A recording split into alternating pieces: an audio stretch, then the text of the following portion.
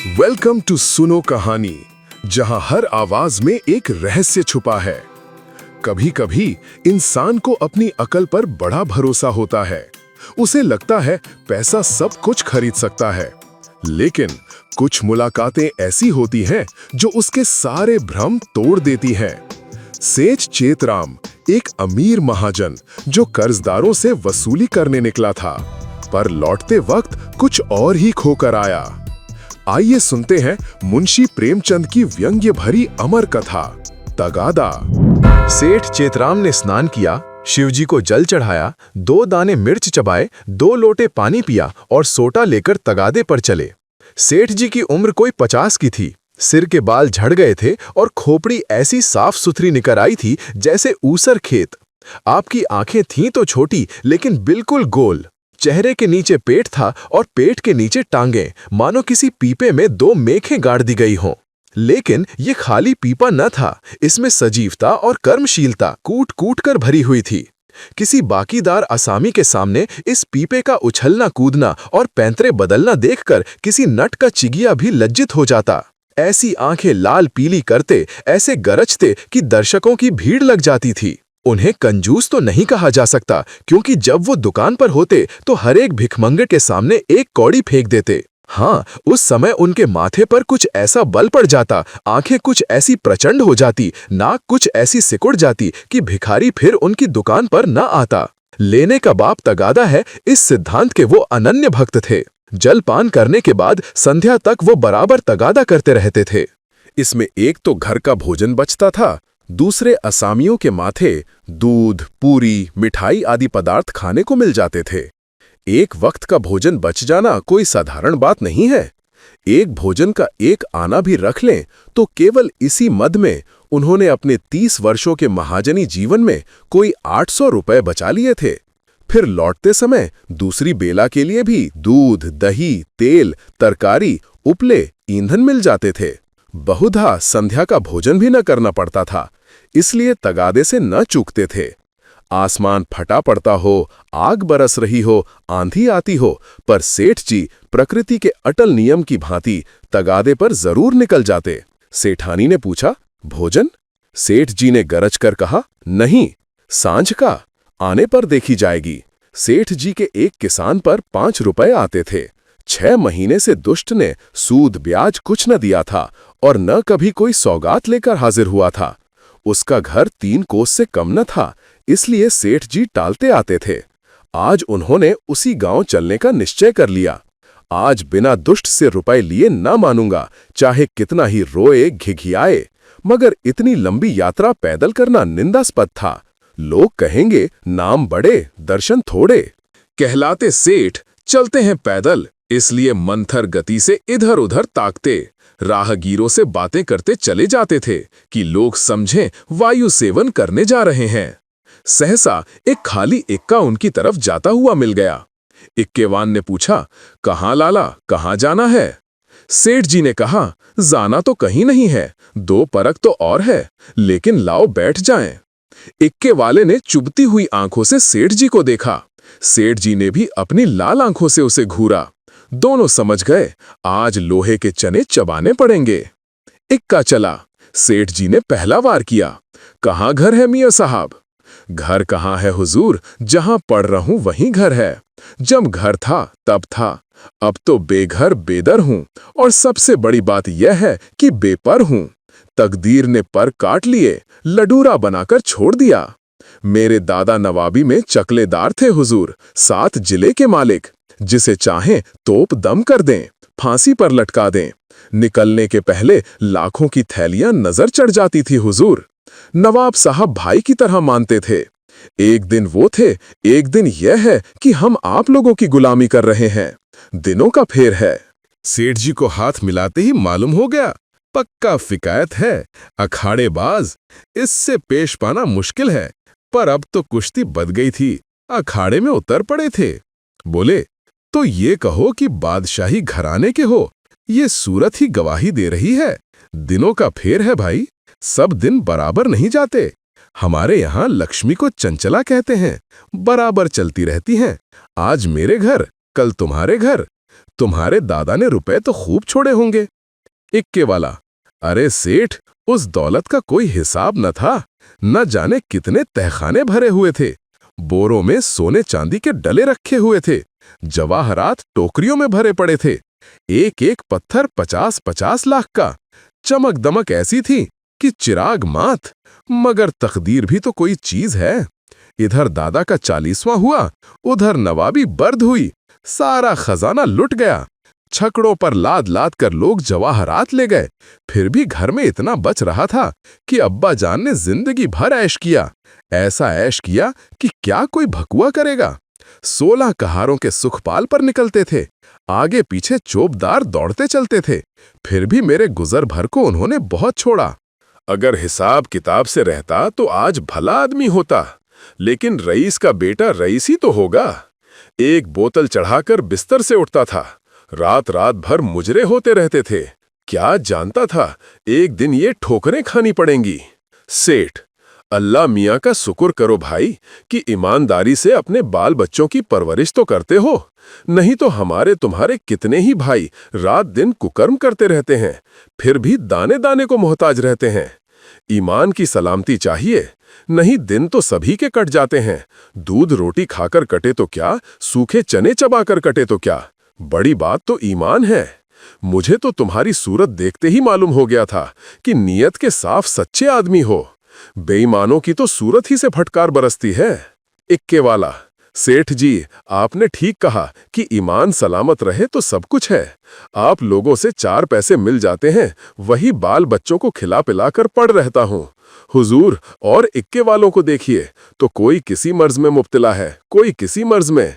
मैंने तौबा बोला, ऐसा काम ही क्यों करें कि मुसीबत में फंसें। कुनबा है हुजूर, माँ है, बच्चे हैं, कई बेवाएं हैं और कमाई यही इक्का है। फिर भी अल्लाह मियाँ किसी तरह निभाए जाते हैं। सेठ, वो बड़ा कारसाज है खां साहब, तुम्हारी कमाई में हमेशा बरकत होगी।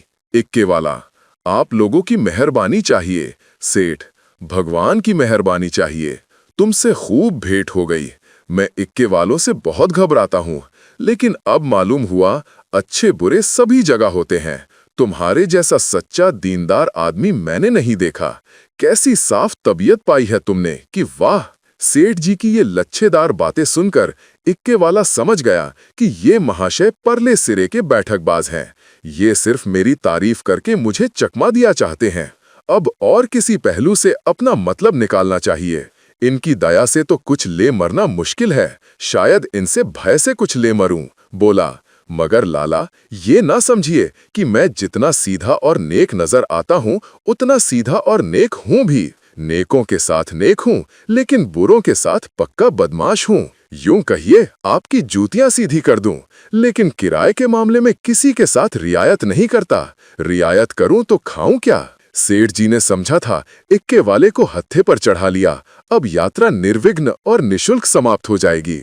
लेकिन ये आलाप सुना तो कान खड़े हुए। बोले, भाई, रुपये पैसे के मामले में मैं भी किसी से रियायत नहीं करता, लेकिन कभी कभी जब यार दोस्तों का मामला आ पड़ता है तो झक मारकर दबना ही पड़ता है। तुम्हें भी कभी कभी बल खाना ही पड़ता होगा। दोस्तों से बेमुरौवती तो नहीं की जाती। इक्के वाले ने रूखेपन से कहा, मैं किसी के साथ मुरौवत नहीं करता। मुरौवत का सबक तो उस्ताद ने पढ़ाया ही नहीं। एक ही चंचूल हूं, मजाल क्या कि कोई 1 पैसा दबा ले। घरवाली तक को तो मैं 1 पैसा देता नहीं, दूसरों की बात ही क्या है। और इक्के वाले अपने महाजन की खुशामद करते हैं, उसके दरवाजे पर खड़े रहते हैं। यहां महाजनों को भी धता बताता हूं, सब मेरे नाम को रोते हैं। रुपये लिए और साफ डकार गया। देखें अब कैसे वसूल करते हो बच्चा। नालिश करो, घर में क्या धरा है जो ले लोगे। सेठ जी को मानो जूड़ी चढ़ा आई। समझ गए ये शैतान बिना पैसे लिए ना मानेगा। जानते कि ये विपत्ति गले पड़ेगी तो भूल कर भी इक्के पर पांव न रखते। इतनी दूर पैदल चलने में कौन पैर टूटे जाते थे। अगर इस तरह रोज पैसे देने पड़े तो फिर लेन देन कर चुका। सेठ जी भक्त जीव थे। शिव जी को जल चढ़ाने में जब से होश संभाला एक नागा भी न किया। क्या भक्तवत्सल शंकर भगवान इस अवसर पर मेरी सहायता न करेंगे। इष्ट देव का सुमरन करके बोले, खौ साहब और किसी से चाहे न दबो, पर पुलिस से तो दबना ही पड़ता होगा। वो तो किसी के सगे नहीं होते। इक्के वाले ने कहा, मारा कभी नहीं, उनसे उल्टे और कुछ न कुछ वसूल करता हूं। जहां कोई शिकार मिला झट सस्ते भाड़े बैठाता हूं और थाने पर पहुंचा देता हूं। किराया भी मिल जाता है और इनाम भी। क्या मजाल की कोई बोल सके। लाइसन नहीं लिया आज तक। लाइसन मजे में सदर में इक्का दौड़ाता फिरता हूं। कोई साला चू नहीं कर सकता। मेले ठेलों में अपनी खूब बनाती है। अच्छे अच्छे माल चुनकर कोतवाली पहुंचाता हूं। वहां कौन किसी की दाल गलती है। जिसे चाहे रोक ले। 1 दिन 2 दिन 3 दिन 20 बहाने हैं। कह दिया शक था कि ये औरत को भगाए लिए जाता था। फिर कौन बोल सकता है। साहब भी छोड़ना चाहें तो नहीं छोड़ सकते। मुझे सीधा न समझिएगा। एक ही हरामी हूं। सवारियों से पहले किराया तय नहीं करता। ठिकाने पर पहुंचकर 1 के 2 लेता हूं। जरा भी ची चपड़ किया तो आस्तीन चढ़ा पैंतरे बदलकर खड़ा हो जाता हूं। फिर कौन है जो सामने ठहर सके। सेठ जी को रोमांच हो आया। हाथ में एक सोटा तो था, पर उसका व्यवहार करने की शक्ति का उनमें अभाव था। आज बुरे फंसे, न जाने किस मनहूस का मुंह देखकर घर से चले थे। कहीं ये दुष्ट उलझ पड़े तो 10-5 दिन हल्दी सोट पीना पड़े। अब से भी कुशल है यहां उतर जाऊं, जो बच जाए वही सही। भीगी बिल्ली बनकर बोले, अच्छा अब रोक लो खां साहब, मेरा गांव आ गया। बोलो तुम्हें क्या दे दूं। इक्के वाले ने घोड़ी को एक चाबुक और लगाया और निर्दयता से बोला, मजूरी सोच लो भाई, तुमको ना बैठाया होता तो 3 सवारियां बैठा लेता। तीनों 4-4 आने भी देते तो 12 आने हो जाते। तुम 8 ही आने दे दो। सेठ जी की बदिया बैठ गई। इतनी बड़ी रकम उन्होंने उम्र भर इस मद में नहीं खर्च की थी। इतनी सी दूर के लिए इतना किराया वो किसी तरह न दे सकते थे। मनुष्य के जीवन में एक ऐसा अवसर भी आता है जब परिणाम की उसे चिंता नहीं रहती। सेठ जी के जीवन में ये ऐसा ही अवसर था। अगर आने 2 आने की बात होती तो खून का घूंट पीकर दे देते, लेकिन 8 आने के लिए कि जिसका द्विगुण 1 कलदार होता है, अगर तू मैं ही नहीं हाथापाई की भी नौबत आए तो वो करने को तैयार थे। ये निश्चय करके वो दृढ़ता के साथ बैठे रहे। सहसा सड़क के किनारे एक झोपड़ा नजर आया। इक्का रुक गया। सेठ जी उतर पड़े और कमर से एक दुअन्नी निकालकर इक्केवान की ओर बढ़ाई।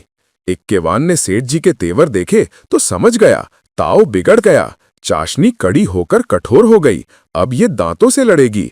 इसे चुबल कर ही मिठास का आनंद लिया जा सकता है। नम्रता से बोला, मेरी ओर से इसकी रेवड़ियां लेकर बाल बच्चों को खिला दीजिएगा। अल्लाह आपको सलामत रखे। सेठ जी ने एक आना और निकाला और बोले, बस अब जबान न हिलाना, 1 कौड़ी भी बेसी न दूंगा।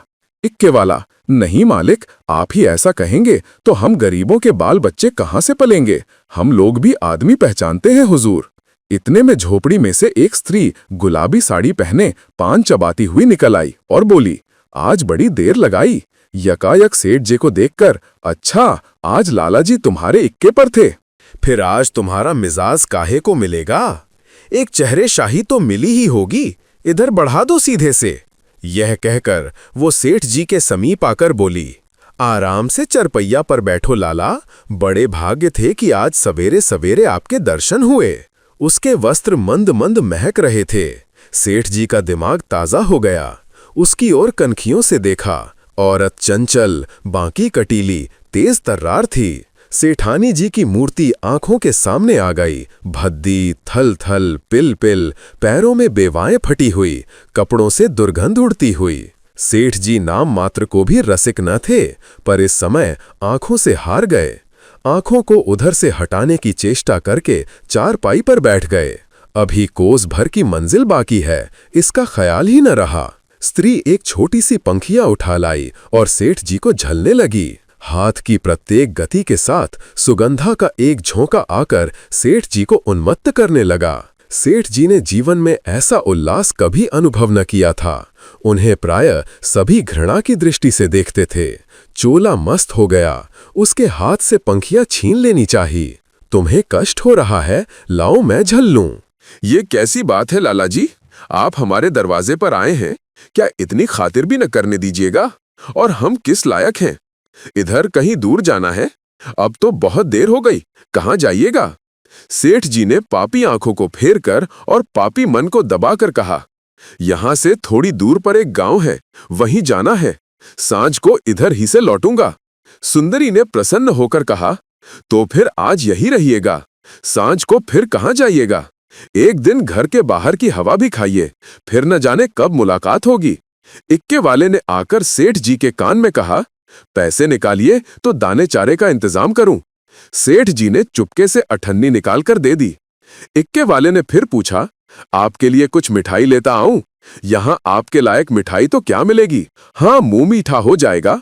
सेठ जी बोले, मेरे लिए कोई जरूरत नहीं, हाँ बच्चों के लिए ये 4 आने को मिठाई लिवाते आना। चवन्नी निकालकर सेठ जी ने उसके सामने ऐसे गर्व से फेंकी मानो इसकी उनके सामने कोई हकीकत नहीं है। सुंदरी के मुंह का भाव तो देखना चाहते थे, पर डरते थे कि कहीं वो ये न समझे लाला चवन्नी क्या दे रहे हैं, मानो किसी को मोल ले रहे हैं। इक्के वाला चवन्नी उठाकर जा ही रहा था कि सुंदरी ने कहा, सेठ जी की चवन्नी लौटा दो। लपक कर उठा ली, शर्म नहीं आती? ये मुझसे रुपया ले लो, 8 आने की ताजी मिठाई बनवा कर लाओ। उसने रुपया निकालकर फेंका। सेठ जी मारे लाज के गड़ गए। एक इक्केवान की भटियारिन, जिसकी टके की भी औकात नहीं, इतनी खातिरदारी करे कि उनके लिए पूरा रुपया निकाल कर दे दे, ये भला वो कैसे सह सकते थे? बोले, नहीं नहीं, ये नहीं हो सकता, तुम अपना रुपया रख लो। रसिक आंखों को तृप्त करके, मैं रुपया दिए देता हूं, ये लो, 8 आने की ले लेना। इक्केवान तो उधर मिठाई और दाना चारे की फिक्र में चला। इधर सुंदरी ने सेठ से कहा, वो तो अभी देर में आएगा लाला, तब तक पान तो खाओ। सेठ जी ने इधर उधर ताक कर कहा, यहां तो कोई तंबोली नहीं है। सुंदरी उनकी ओर कटाक्षपूर्ण नेत्रों से देखकर बोली, क्या मेरे लगाए पान तंबोली के पानों से भी खराब होंगे? सेठ जी ने लज्जित होकर कहा, नहीं नहीं, ये बात नहीं, तुम मुसलमान हो ना। सुंदरी ने विनोदामय आग्रह से कहा, खुदा की कसम, इसी बात पर मैं तुम्हें पान खिलाकर छोड़ूंगी। ये कहकर उसने पान दान से एक बीड़ा निकाला और सेठ जी की तरफ चली। सेठ जी ने 1 मिनट तक तो हाँ हाँ किया, फिर दोनों हाथ बढ़ाकर उसे हटाने की चेष्टा की, फिर जोर से दोनों ओंठ बंद कर लिए। पर जब सुंदरी किसी तरह न मानी तो सेठ जी अपना धर्म लेकर बेतहाशा भागे। सौंटा वहीं चारपाई पर रह गया। 20 कदम पर जाकर आप रुक गए और हाँफ कर बोले, देखो, इस तरह किसी का धर्म नहीं लिया जाता। हम लोग तुम्हारा छुआ पानी पी लें तो धर्म भ्रष्ट हो जाए। सुंदरी ने फिर दौड़ाया। सेठ जी फिर भागे। इधर 50 वर्ष से उन्हें इस तरह भागने का अवसर ना पड़ा था। धोती खिसक कर गिरने लगी, मगर इतना अवकाश न था कि धोती बांध लें। बेचारे धर्म को कंधों पर रख के दौड़े चले जाते थे। न मालूम कब कमर से रुपयों का बटुआ खिसक पड़ा। जब एक 50 कदम पर फिर रुके और धोती ऊपर उठाई तो बटुआ नदारद। पीछे फिर कर देखा, सुंदरी हाथ में बटुआ लिए उन्हें दिखा रही थी और इशारे से बुला रही थी। मगर सेठ जी को धर्म रुपये से कहीं प्यारा था। 2-4 कदम चले, फिर रुक गए। यकायक धर्म बुद्धि ने डॉट बताई, थोड़े रुपए के लिए धर्म छोड़े देते हो? रुपए बहुत मिलेंगे, धर्म कहाँ मिलेगा? ये सोचते हुए वो अपनी राह चले, जैसे कोई कुत्ता झगड़ालू कुत्तों के बीच से आहत दुम दबाए भागा जाता हो और बार बार पीछे फिरकर देख लेता हो कि कहीं वे दुष्ट आ तो नहीं रहे हैं। सेठ चेतराम को लगा था वो लोगों से पैसा वसूलने निकला है, मगर इस सफर में जिंदगी ने उससे उसका घमंड वसूल लिया। मुंशी प्रेमचंद की यह कहानी तगादा हमें सिखाती है, इंसान की असली कीमत रुपयों में नहीं, रिश्तों और भावनाओं में होती है। अगर आपको ये कहानी पसंद आई हो तो लाइक करें, कमेंट में बताएं, क्या कभी आपने किसी सेठ को यूं ही पिघलते देखा है?